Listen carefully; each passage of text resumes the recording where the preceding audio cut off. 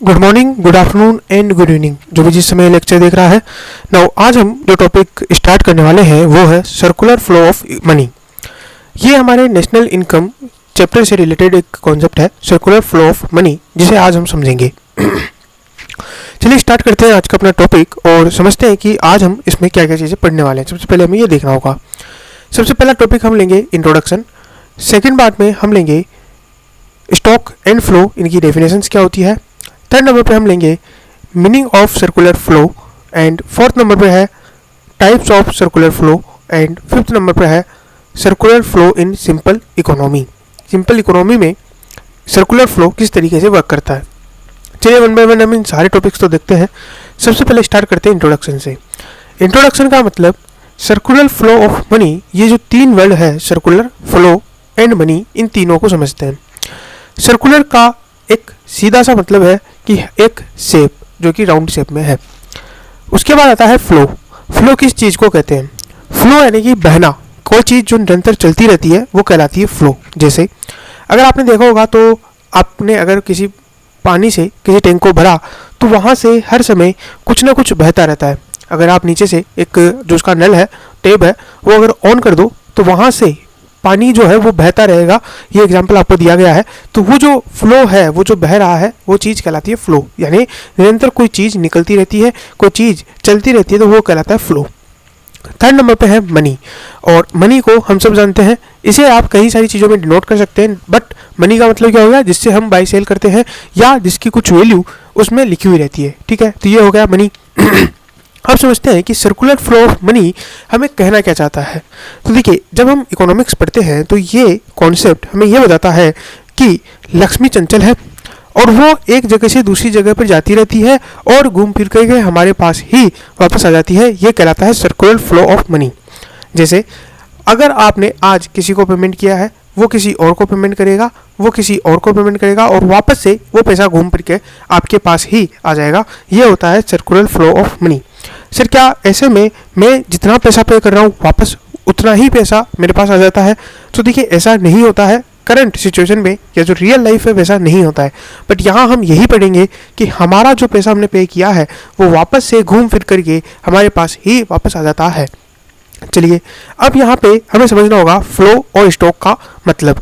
अभी हमने फ्लो समझा, इसका अपोजिट एक स्टॉक का और दिया गया है कॉन्सेप्ट, जो आपके एग्जाम पॉइंट ऑफ व्यू से थोड़ा सा इंपॉर्टेंट है, तो वो समझते हैं। फ्लो को हमने समझा और इसकी एक डेफिनेशन जो आपके बुक्स में है वो है कि flow refers to the variable which is measured over a period of time. यानी जो चीज़ एक पीरियड ऑफ टाइम में मेजर होती है, यानी कोई चीज़ अगर बह रही है तो आप उसे कैसे मेजर करोगे? आप उसे मेजर करोगे कि एक घंटे में यहाँ से कितना पानी निकला, एक मिनट में किस तरीके से पानी निकला। तो इसीलिए अगर कोई चीज़ पीरियड ऑफ टाइम में मेजर हो रही है तो वो फ्लो कहलाती है इकोनॉमीज में। नाउ पीरियड ऑफ टाइम में मेजर करने की कोई एग्जांपल सर, जैसे आपने पूरे के पूरे इस पूरे साल में कितना खाना खाया, कितना दूध पिया, ये एक जो है फ्लो को डिटरमाइन करता है। उसके अलावा भी आप निकाल सकते हो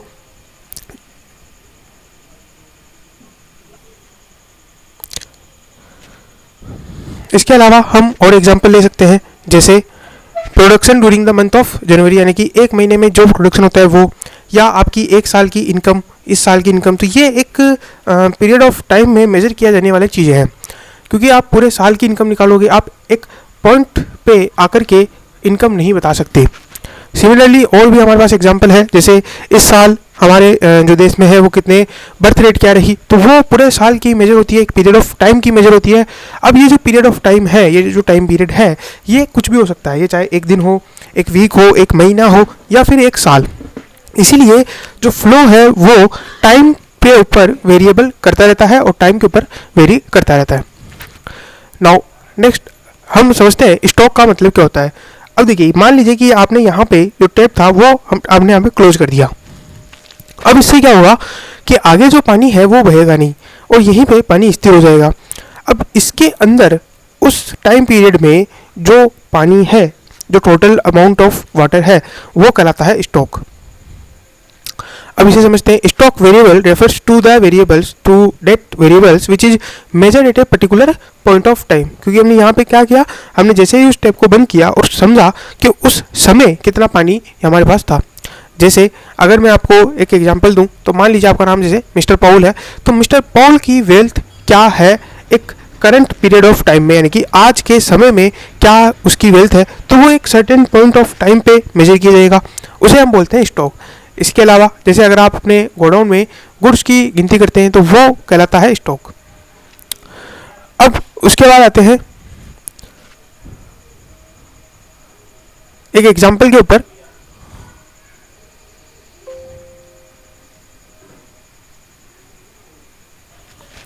यह है मेरा दोस्त मिस्टर पॉल जो यूएसए से आया है और ये कहता है कि मुझे इंडिया में बिजनेस करना है। बिजनेस किस चीज़ का करना है? बिजनेस करना है मेकिंग ब्रेड, यानी ये यहाँ पे ब्रेड की फैक्ट्री डालना चाहता है और उसको एक ऑटोमेटिक प्रोसेस के थ्रू ब्रेड बना करके बिजनेस में बेचना चाहता है, इंडियन मार्केट में बेचना चाहता है। तो अब ये क्या है? ये है मिस्टर पॉल एक बिजनेसमैन। अब यहाँ पे हम अगर एक सिंपल इकोनॉमी का एग्जांपल ले जहाँ पे केवल और केवल 5 लोग हैं, अब मैं बताऊंगा आपको कि वो 5 लोग कौन से हैं और क्या चीज़ें वहाँ पे हो रही है। उनमें से एक मिस्टर पॉल है, यानी वो यहाँ पे इंडिया में आया है मिस्टर पॉल, और ये यहाँ पे बिजनेस करेगा। ये उन बाकी के 5 लोगों में से एक है। एक बिल्कुल सिंपल इकोनॉमी है, हम यहाँ पे इसे समझेंगे। पर यहाँ पे मैं एक बार आपको थ्योरी पढ़ा देता हूँ कि mister Paul wants to start in business of making bread. Bread बनाने का बिजनेस स्टार्ट करना चाहता है और उसके लिए उस प्रोडक्शन प्रोसेस के लिए वो जो डिफरेंट फैक्टर्स जो उसे चाहिए वो क्या क्या है वो हम यहाँ पे एक बार देख लेते हैं। वो 5 जो जिनसे उन लोगों को प्रोडक्शन प्रोसेस के लिए चाहिए होगा वो कौन कौन से हैं वो हम एक बार देख लेते हैं। सबसे पहला है लैंड, यानी कि उसे एक बंदे से जिसके पास लैंड है, ज़मीन है, वो चाहिए होगा।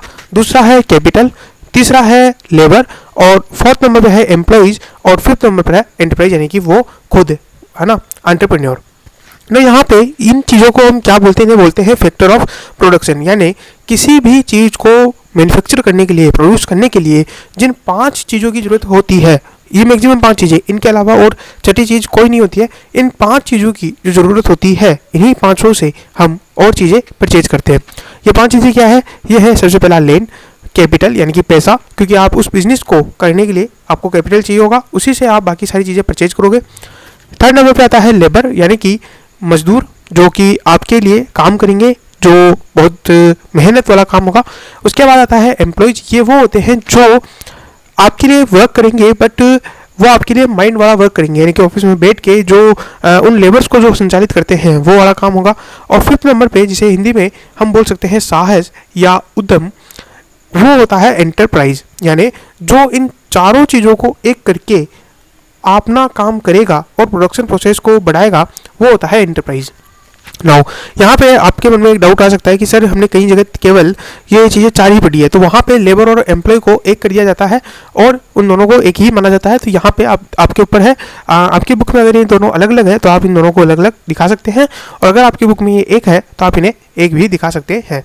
तो ये प्रोडक्शन प्रोसेस है, यानी कि ये 5 लोग हैं। एक सिंपल इकोनॉमी है जिसमें ये 5 लोग हैं। एक के पास है ज़मीन, जो अपनी ज़मीन लेकर के आएगा। दूसरा है कैपिटल, यानी कि अपना पैसा लेकर के आएगा। थर्ड नंबर पर है लेबर, यानी कि वो अपना काम यानी कि अपनी मेहनत मजदूरी करेगा। फोर्थ नंबर पर एम्प्लॉय, यानी कि अपना दिमाग चलाएगा और उस पूरी मशीनरी को चलाएगा। फिफ्थ नंबर पर है एंटरप्राइज, यानी कि वो खुद जो इन सबको संभालेगा, इन सबको ऊपर, क्योंकि अगर कल को कोई भी आग लग जाती है, भूकंप हो जाता है, और इन सबको तो अपना पैसा चाहिए होगा।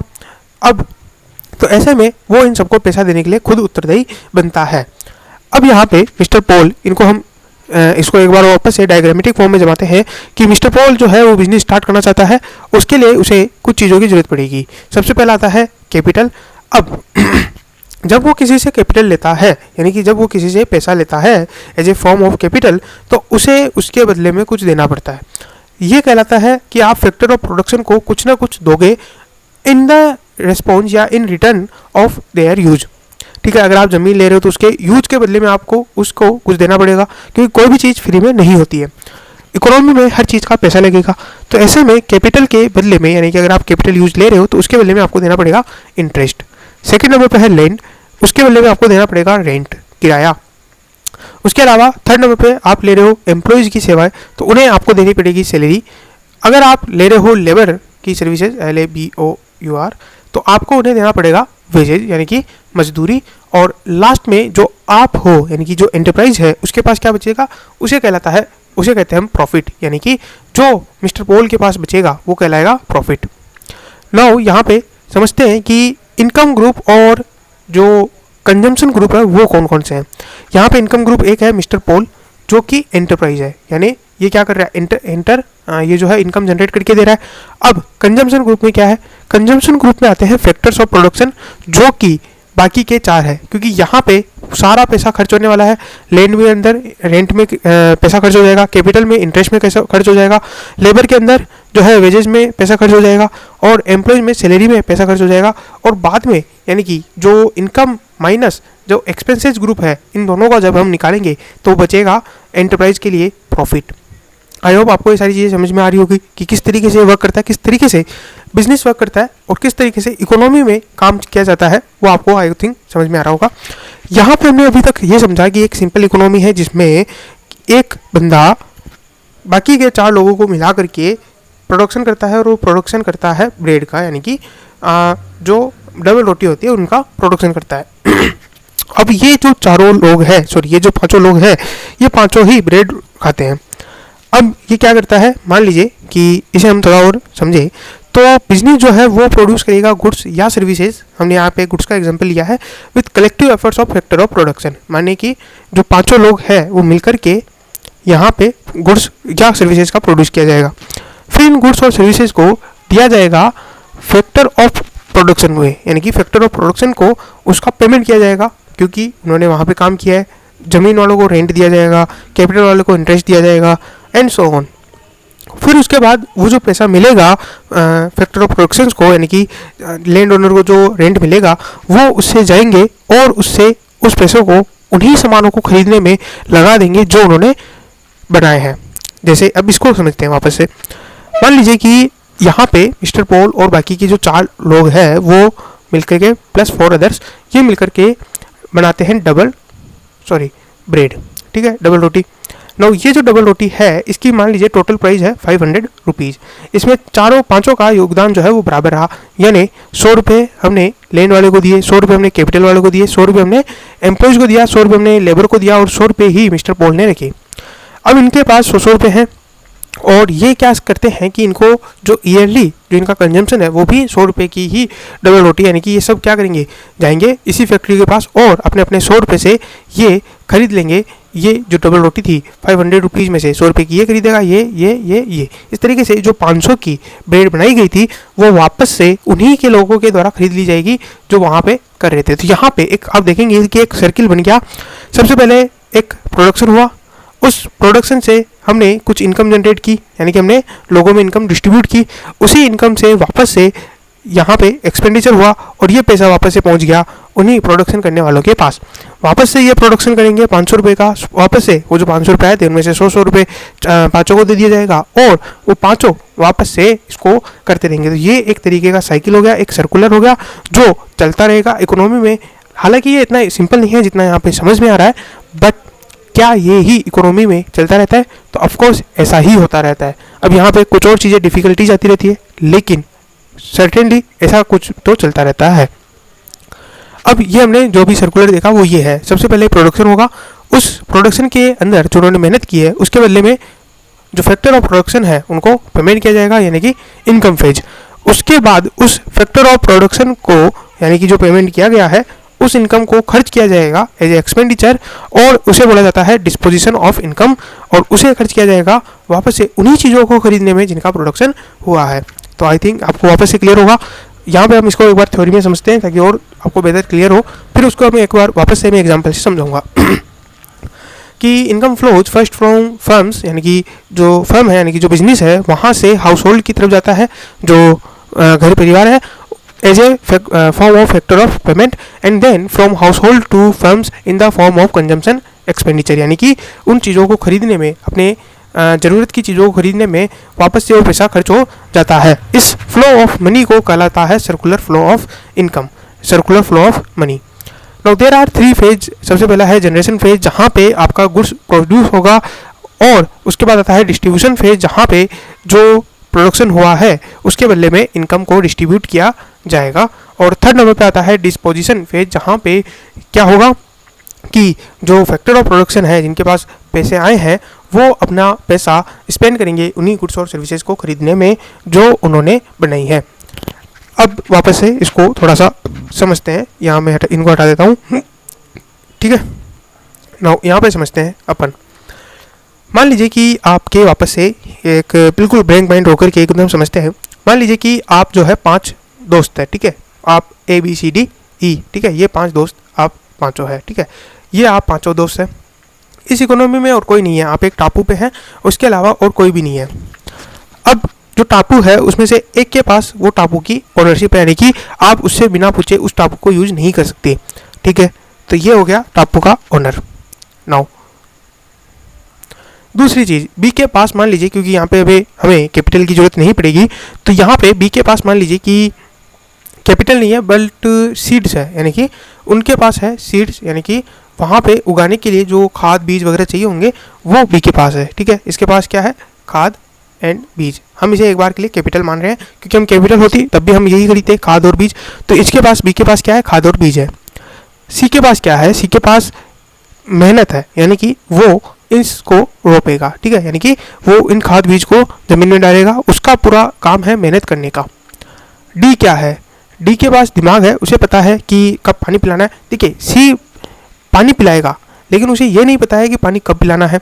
सी जमीन खोदेगा लेकिन उसे ये नहीं पता है कि ज़मीन को कितनी गहराई में खोदना है और किस तरीके से खोदना है। तो डी उसे ये बताएगा कि तुम किस तरीके से खोदोगे, कितना खोदोगे, कब पानी पिलाना है, कितना पानी पिलाना है, ये सब डी बताएगा। एंड नाउ ई के पास क्या है, ई इन सब को इकट्ठा करेगा, इन सब को बताएगा कि आप ऐसे काम करो तो आपका सारा काम सही होगा, और वो एक लीडरशिप के थ्रू इन सबको सही सही से चलाएगा। तो ये हो गया ई। अब क्या होगा, ये पांचों मिलकर के कुछ प्रोड्यूस करेंगे और प्रोड्यूस करने के बाद पांचों एक दूसरे में बराबर बराबर बांटेंगे। तो ये ही तो है सर्कुलर फ्लो ऑफ मनी। यहाँ पे क्या हो रहा है, यहाँ पे ये पांचों बना रहे हैं, इन पांचों को इनके बदले में कुछ पैसा मिल जा रहा है, यानी यहाँ पे इन्हें डायरेक्ट जो है सामान नहीं मिल रहा है, जो डायरेक्ट वो जो फसल से जो अनाज आ रहा है वो नहीं मिल रहा है। ए को सबसे पहले 100 रुपये मिल गया, बी को भी 100 रुपये मिल गया, सी को भी 100 मिल गया, डी को भी 100 और ई को भी 100। जो वैल्यू निकल के आई है उसका बराबर बराबर इनको वैल्यू में मिल गया। अब चाहे तो ये वैसे उससे कुछ भी कर सकते हैं, बट हमने क्या माना है कि ये एक सिंपल इकोनॉमी है, यहाँ पे एक ही चीज़ बन रही है, ये पांचों एक ही चीज़ को बना रहे हैं और अपना पूरा पैसा उसमें खर्च कर देंगे। तो ऐसे में ये 100 रुपये ले जा करके उससे ये अनाज जो है परचेज कर लेंगे। तो ये यहाँ पे चल रहा है और इस तरीके से ये सर्कुलर चलता जा रहा है। ये 100 रुपये वापस से उस बिजनेस के पास आ गया,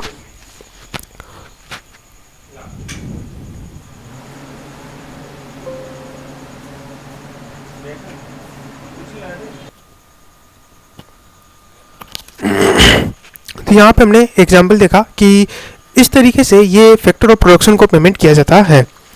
नाउ नेक्स्ट स्लाइड हम समझते हैं, और यहाँ पे हम समझते हैं कि सर्कुलर फ्लो कितने तरीके का हो सकता है। यहाँ पर ही हमने इस एग्जाम्पल में ही समझ लिया था, बट यहाँ पे मैं आपको और थोड़ा सा डिटेल में समझा देता हूँ। ये 2 तरीके का हो सकता है, एक है रियल फ्लो और एक है मनी फ्लो।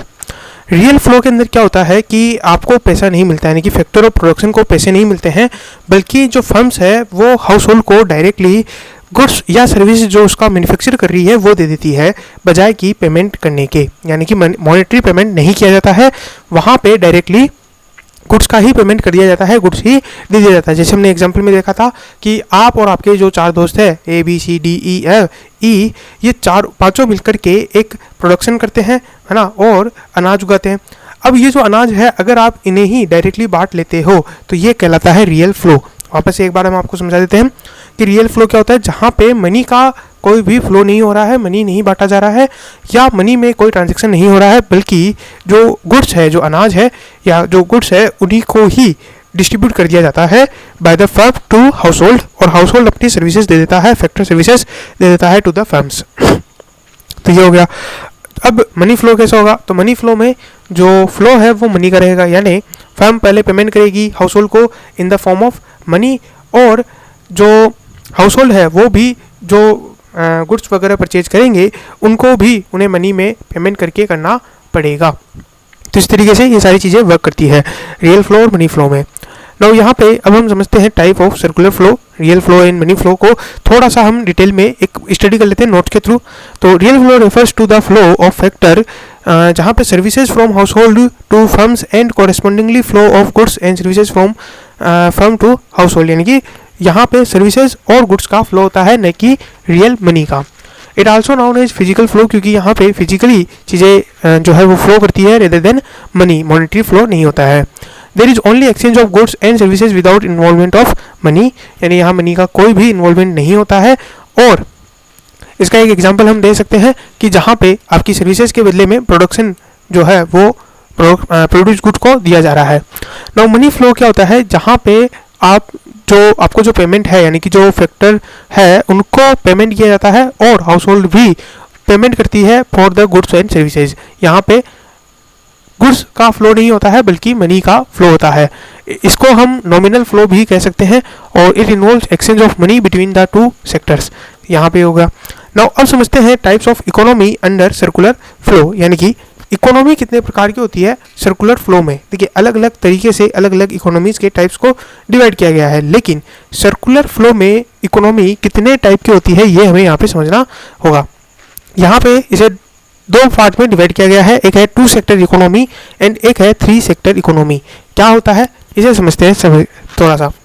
2 सेक्टर इकोनॉमी में फर्म्स और हाउस होल्ड ये दोनों ही होते हैं, इनके अलावा कोई और नहीं होता है। एकदम सिंपलेस्ट इकोनॉमी फॉर्म, एक फर्म है, बिजनेस है जिसमें 5 फैक्टर्स मिलकर के प्रोड्यूस करते हैं और वो प्रोडक्शन डिस्ट्रीब्यूट कर दिया जाता है हाउस होल्ड में और वो हाउस होल्ड उनका जो है यूज करते हैं, बात खत्म। ये हो गया 2 सेक्टर इकोनॉमी, एकदम सिंपल इकोनॉमी, कोई सेविंग नहीं, कुछ नहीं, बस ये आराम से अपनी इस तरीके से ज़िंदगी जी रहे हैं। वहीं 3 सेक्टर सर्विसेज में, 3 सेक्टर इकोनॉमी में एक और सेक्टर होता है, वो है गवर्नमेंट, यानी गवर्नमेंट एक इम्पोर्टेंट रोल निभाती है। गवर्नमेंट क्या करती है, जब फर्म पेमेंट करती है हाउस होल्ड को फॉर देयर सर्विसेज, तो यहाँ पे गवर्नमेंट उनके ऊपर इनकम टैक्स करके एक टैक्स लिखती है और जब हाउस होल्ड वापस से फर्म्स के ऊपर जा रहे होते हैं, यानी कि फर्म के पास जाकर के अपना पैसा खर्च करते हैं, तो वहाँ पे गवर्नमेंट जीएसटी करके एक टैक्स लेती है जो कि डायरेक्ट टैक्स कहलाता है और गुड्स एंड सर्विस टैक्स, यानी कि जो सेल और परचेज पे लगता है। तो इस तरीके से दोनों तरफ से टैक्स लेती है और उसके बाद गवर्नमेंट खुद उन पैसों को खर्च करती है अलग अलग चीज़ों में, जैसे कि रोड वगैरह बना रही है या सब्सिडी वगैरह दे रही है।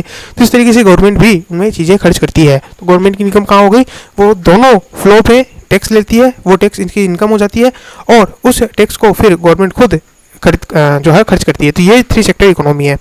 इसे हम एक बार वापस से थ्योरेटिकल रूप में पढ़ लेते हैं। There are only 2 sectors in the economy, household and firms, यानी कि एक बिजनेस हो गया और दूसरे घर वाले हो गए। उसके बाद यहाँ पे बोला जाता है कि कोई गवर्नमेंट नहीं होता है या कोई भी फॉरेन सेक्टर्स नहीं होता है, यहाँ कोई सेविंग नहीं होती है। अब अगर हम 3 सेक्टर इकोनॉमी की बात करें तो यहाँ पे गवर्नमेंट होती है जो कि कंट्रोल और रेगुलेट करती है प्रोडक्शन को और फ्लो को, क्योंकि जैसे ही ज़्यादा प्रोडक्शन होगा तो क्या करेगी, उस चीज़ पे ज़्यादा टैक्स लगाने लग जाएगी, लोगों को कम प्रॉफिट होगा तो वो ऑटोमेटिकली उसको कम कर देंगे। इस तरीके से गवर्नमेंट जो है बहुत ज़्यादा कंट्रोल वहाँ पर रखती है। यहाँ पर सेविंग्स वगैरह होती है क्योंकि गवर्नमेंट खुद अपना ज़्यादा खर्च करती है और चूँकि गवर्नमेंट ज़्यादा खर्च करती है तो यहाँ पे लोगों को जो सेव करने का मौका मिल जाता है। तो ये चीज़ें हो गई और आज हमने ये जो टॉपिक है वो हमने समझ लिया। हमारा आज का टॉपिक था सर्कुलर फ्लो ऑफ मनी। इस पूरे टॉपिक को हमने आज इस चैप्टर में समझा, इस वीडियो में समझा। Thank you very much for listening us. Good day, good bye.